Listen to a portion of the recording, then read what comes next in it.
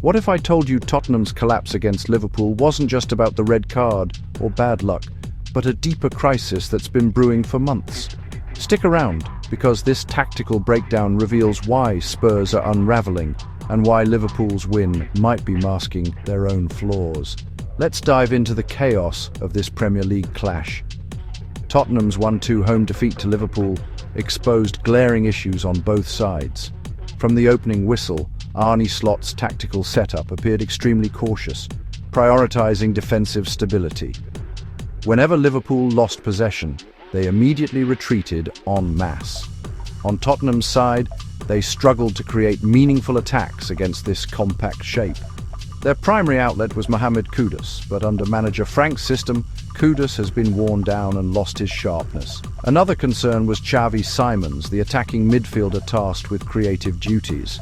There are growing questions about whether expectations for him were set too high, given his current Premier League adaptation. His limitations in orchestrating play left Spurs devoid of ideas. Even when camped in Liverpool's half, players stood static, unable to combine effectively. Several promising moves fizzled out, with misplaced passes going harmlessly out of play. Analysing the lineups, Tottenham's attacking deficiencies were glaring. Beyond Simons, who excels in tight spaces but lacks big game influence, there was no coherent structure. Kudus remained their only dribbling threat, but Liverpool marked him tightly. Up front, Randal Kolo Muani's poor finishing compounded issues. Despite decent Frankfurt numbers, he's struggled since leaving. Injuries have long plagued this squad, and midfield penetration was non-existent. Attacks predictably funneled wide, where quality was lacking. Liverpool deployed a lone striker, initially unclear between options, with midfield overloads. Florian Wirtz, Curtis Jones, Dominic Szoboszlai, Alexis Mac Allister, and Ryan Gravenberch. This provided defensive cover, but required rotational attacking surges from midfielders.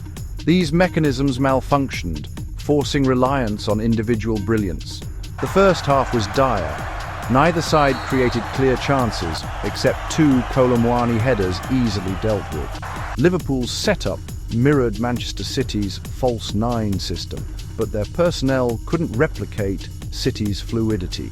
Wirtz needs runners around him. While Szoboszlai and McAllister move well, they lack end product. Slot's half-time adjustments addressed this. The turning point was Simons' red card before half-time. While not malicious, his mistimed challenge on Virgil van Dijk warranted dismissal. Down to 10 men, Spurs surprisingly held their own. Frank's defensive organisation shone, though counter-attacking opportunities were scarce.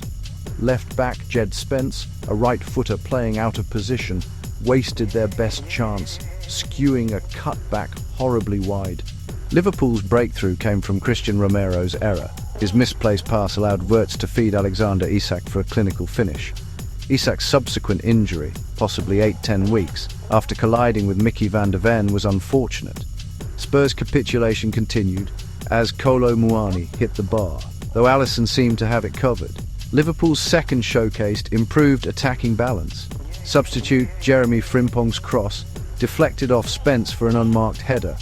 Leading 2-0, they controlled possession but lacked cutting edge.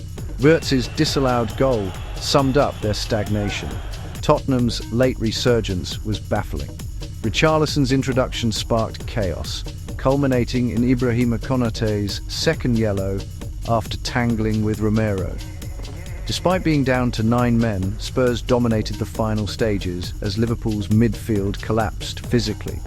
Their expected goals actually surpassed Liverpool's in both halves. Damning evidence of Liverpool's complacency. Tottenham's fighting spirit deserves credit, but Liverpool's inability to kill the game raises questions.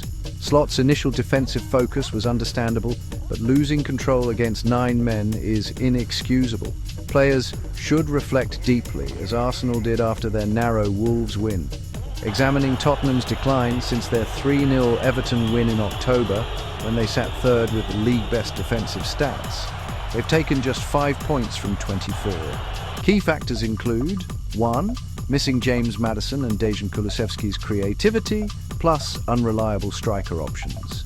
2. Hotspur 100 million plus investments in backups like Wilson Odobert and Brennan Johnson, who aren't first team ready. 3. Leadership vacuum after Son Heung-min's departure.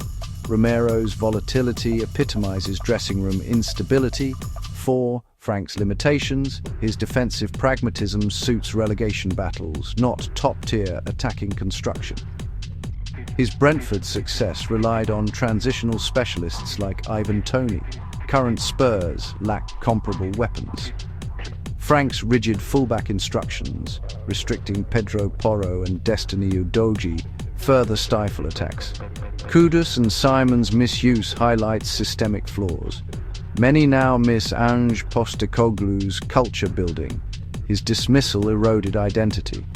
Frank's inexperience in Europe, never managing in UEFA competitions before this Champions League campaign, adds pressure. For Liverpool, Slot's rebuild shows promise, but gaps remain. They need at least 3 more signings. Another inverted winger, Frimpong, is stopgap. Midfield depth, Gravenberch's absence exposes them, and defensive reinforcements. In conclusion, while Liverpool deserve victory, their performance raised concern. Tottenham's deeper issues stem from recruitment failures and managerial misalignment.